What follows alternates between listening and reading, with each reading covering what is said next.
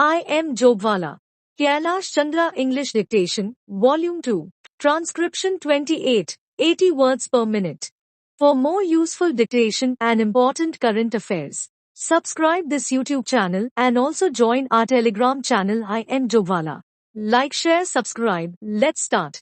Mr. Vice Chairman, I was speaking about the need for developing a strong UN delegation. I wish that the Honorable Prime Minister would give his attention to this aspect of the matter, particularly in view of the fact that in the next decade or two, politics all over the world would take on a complex character, and it is necessary that men are trained from now on for taking part in international affairs. In the UK and the United States, such delegations are built with men who have wide knowledge of international affairs, and there should be other qualification for a man to be included in such a delegation. In this connection, I should also like to mention that it is time for government to develop sound conventions regarding the conduct of foreign affairs. In the United States, they have accepted the principle of bipartisan consultation on important affairs of policy. For example, when President Kennedy stood for election, President Eisenhower, even during the period of the conduct of the campaign of President Kennedy, kept him informed about major developments in foreign affairs. We have seen our government sending troops out of this country to the Congo, and at that time I had raised the point that before troops left our country for any assignments of an unusual character like the Congo assignment, members of the opposition should be informally consulted. There will be no question of any leakage of information whatever if leaders in the opposition are consulted on important aspects of foreign policy.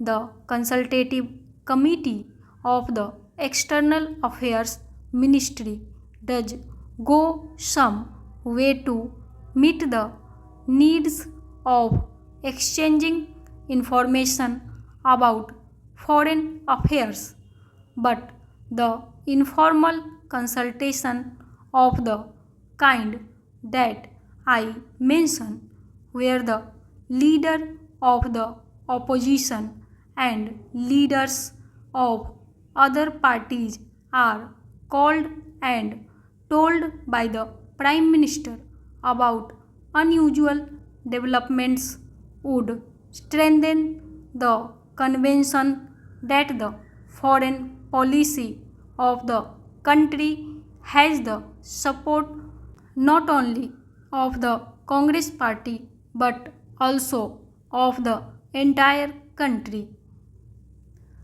I was speaking about our external publicity, and it is a subject on which I think I can speak with some confidence, as I have been an old-time newspaperman in this country.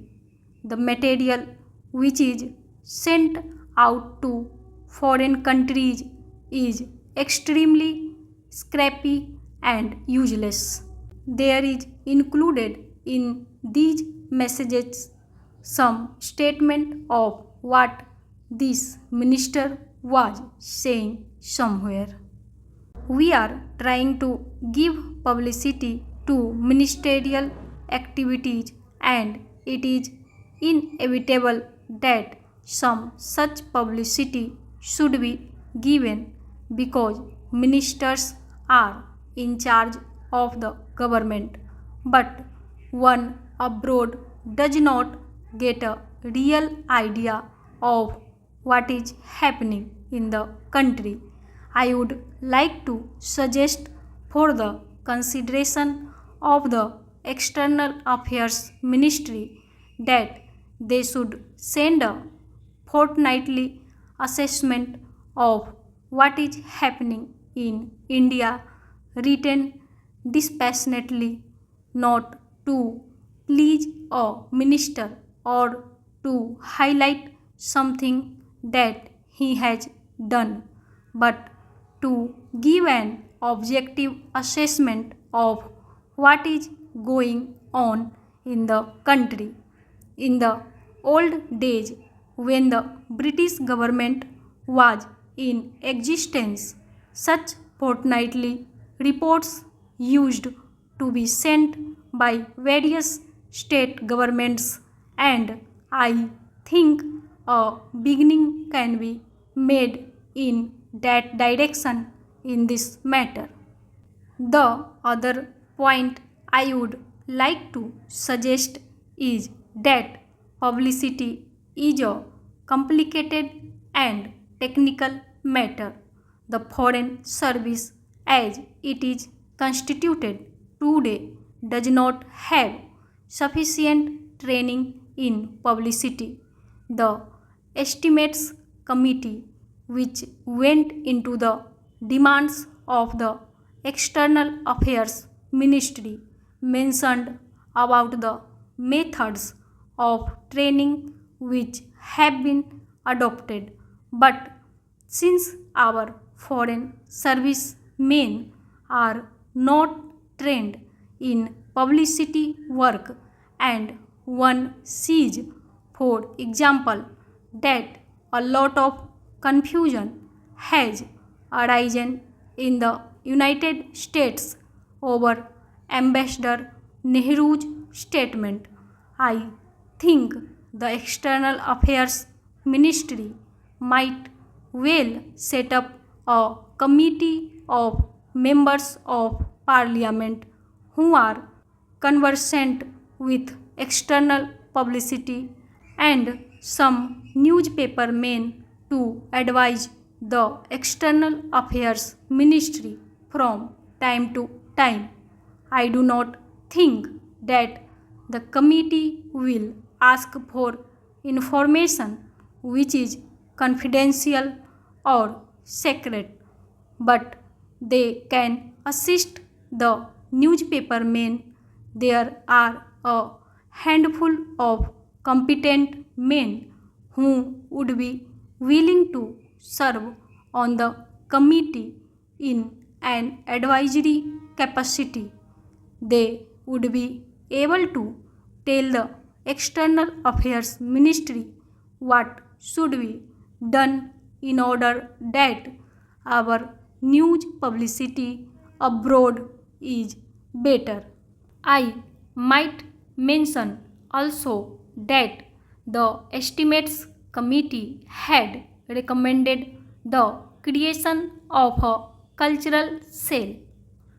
Sir, to my mind, we have also to be clear in our mind regarding the objective of rural industrialization.